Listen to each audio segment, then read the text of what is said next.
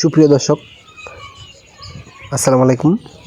আশা করি সবাই ভালো আছেন। মামা এগ্রো বিডির পক্ষ থেকে সকল খামারি ভাইদের জন্য আজকে একটি ভিডিও নিয়ে হাজির হলাম। তো আশা করি সবাই ভিডিওটি পুরো দেখবেন, না টেনে, তাহলে কিছু না কিছু শিখতে পারবেন এবং বুঝতে পারবেন। তো আমাদের এই চ্যানেলে ভিডিও দেওয়ার মূল উদ্দেশ্য হচ্ছে আপনারা দেখে শিখুন অথবা উপকৃত হয়ে একজন সফল খামারি হয়ে উন্নত করুন। এটাই হচ্ছে মামা এগ্রো বিডির মূল লক্ষ্য। তো দর্শক, কথা না বাড়িয়ে চলে যাই মূল কথায়। আপনারা জানি লম্বা ভিডিও পছন্দ খুব কম করেন, আপনারা শর্ট ভিডিওই বেশিরভাগ আপনারা কমেন্টে বলে যান যে ছোটো করে অল্প করে বোঝানোর জন্য। তো দর্শক, কথা না বাড়িয়ে চলে গেলাম মূল কথায়। তো দর্শক হচ্ছে, এখানে যে দেখেন আমি যে কাজটা করতেছি সেটা হচ্ছে আমি যে লিটারটা আছে এই লিটারটা একটু নাড়াচাড়া করতেছি এই কারণেই, যাতে ভিতরের গ্যাসটা উপরে বেশি আসে, তাহলে মুরগি বাচ্চার খুব সমস্যা কম হবে। যে দেখেন এইভাবে যে নিচের যে হাওয়াটা অথবা যে নিচের লিটারটা ওইটা আমি উঠিয়ে উপর দিকে দেওয়ার কোনো চেষ্টা করলাম। তো আপনারা চাইলে এভাবে যে কোনো জিনিস দিয়ে অথবা হাতে অথবা পায়ে যে কোনোভাবে নিচেরটা উপরে অথবা উপরেরটা নিচে এইভাবে যদি নাড়াচাড়া করে দেন, প্রতিদিন দিলেও ভালো হয় অথবা একদিন পর পর দিলেও ভালো, প্রতিদিন দিতে পারলে আরও ভালো হয়। এই কাজটা এই কারণে করতে হয় যেন নিচের যে গ্যাসটা জমে থাকে সেটা যেন বের হয়ে যায়। তো এখানে যে দেখেন আমি খাদ্যের পাত্র আপনাদেরকে আগে দেখেছিলাম একটি ভিডিওর মাধ্যমে, যে আমাদের যে বাচ্চার বয়সটা ছিল 11 দিন, সেদিন কিন্তু আমি বড় পাত্র দিই ছোটো পাত্র রেখে। তো আজকে আমার মুরগির বয়স 14 থেকে 15 দিন, 15 দিন বয়স আজকে।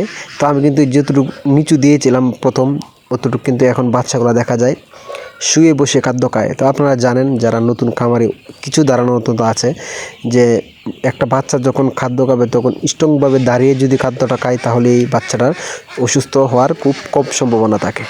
এই জন্য আমি একটু খাবারের পাত্রগুলো একটু উঁচু করে দিচ্ছি, যাতে তারা লাফিয়ে অথবা সঠিকভাবে খাদ্যটা পান করতে পারে। আর যদি দেখা যায় নিচু করে দিই তাহলে শুয়ে বসে খাবে, তাদের রোগবালাইটা বেশি হওয়ার সম্ভাবনা থাকে।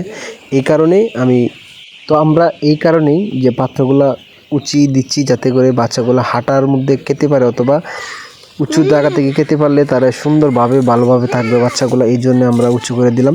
তো এভাবে আমি প্রতিটা পাত্র উঁচু করে দিব যাতে সুন্দরভাবে খাদ্যগুলো খেতে পারে। যে দেখেন বাচ্চাগুলো কিন্তু তাকিয়ে রয়েছে তাদেরকে উঁচু করে দেওয়ার জন্য। তো আমি সুতা দিয়ে ঝুলিয়ে দিচ্ছি। আপনারা এখন বলতে পারেন এগুলো কিভাবে উঁচু করে দেওয়া যায়। তো যে যেমনভাবে সুন্দর করে দিতে পারেন, আমি দিচ্ছি সুতা দিয়ে গড়ের যে দড়না রয়েছে দড়নার মধ্যে ঝুলিয়ে দিয়েছি। তো আপনারা চাইলে নিচে ওই খাদ্যর পাত্রটির নিচে তক্তা দিয়ে কোনো পিঁড়া বানিয়ে দিতে পারেন, অথবা ছোটো ইট থাকলে যেতে বেশি উঁচু না হয় ইট দিলে ইট দিতে পারেন, নয়তো কাঠ দিয়ে তক্তা বানিয়ে পিঁড়ি বানিয়ে দিতে পারেন। ঠিক আছে, তাহলে আপনারা সুন্দরভাবে হবে। তো আমার যেভাবে সুবিধা হয়েছে আমি সেভাবে দিয়েছি, আপনারা আপনাদের সুবিধা মতো এই পাত্রগুলো দিতে পারেন। তো দর্শক, আমি প্রতিটা পাত্র একটা একটা করে আমি উঁচু করব, আপনারা দেখতে থাকবেন। অবশ্যই ভিডিওটি ভালো লাগলে আমাদের সাবস্ক্রাইব করে যাবেন, ইউটিউব চ্যানেল ও ফেসবুক পেজে গিয়ে দেখবেন, আমাদের অনেকগুলো ভিডিও দেওয়া হয়েছে আপনাদের জন্য। তো এই ভিডিওটি আজকে যে দেখেন আমি কিন্তু পাত্র উঁচানোর পরে দেখেন কিভাবে দাঁড়িয়ে বাচ্চাগুলা খাদ্য খাচ্ছে, অথবা প্রত্যেকটা বাচ্চা কিন্তু যদি দেখেন এই যে কোনো বাচ্চা কোনো শুয়ে নেই, প্রত্যেকটা বাচ্চার কিন্তু দাঁড়িয়ে খাদ্যটা খেতে পাচ্ছে। তার মানে প্রত্যেকটা বাচ্চা এখানে কোনো আলিস্যতা অথবা অলসতা করবে না। যাদের একটু রোগবালা থাকে তারা কিন্তু শুয়ে খেতে ইচ্ছা করবে। শুয়ে থাকলে আপনারা জানেন পেটে অথবা লিভারে সমস্যা দিতে পারে, তাই আমি এটি উঁচু করে দিলাম। তো দর্শক, অবশ্যই যে দেখেন সুন্দরভাবে তারা কিন্তু খাদ্য পান করছে। আর পানির যে পাত্রগুলো রয়েছে আমি সেটি নিচেই রেখেছি, কারণ তারা 1 থেকে 2 ডুবকে আর খাবে না, এই জন্য আমি নিচে রেখেছি। তো দর্শক, আমাদের এই চ্যানেলের ভিডিওটি ভালো লাগলে অবশ্যই একটি লাইক কমেন্ট শেয়ার করে যাবেন। পরবর্তীতে কী ধরনের ভিডিও কী পরামর্শ চান অবশ্যই আপনারা আমাদেরকে কমেন্টে বলে যাবেন। তো একটা কথা সবসময় বলে যায়, আপনার প্রত্যেকটা খামারে যখন ঢুকবেন তখন স্প্রে করে ঢুকবেন, সবচেয়ে ভালো হবে, রোগমুক্ত থাকবে, আপনাদের জন্য ভালো থাকবে। তো সবাই ভালো থাকবে।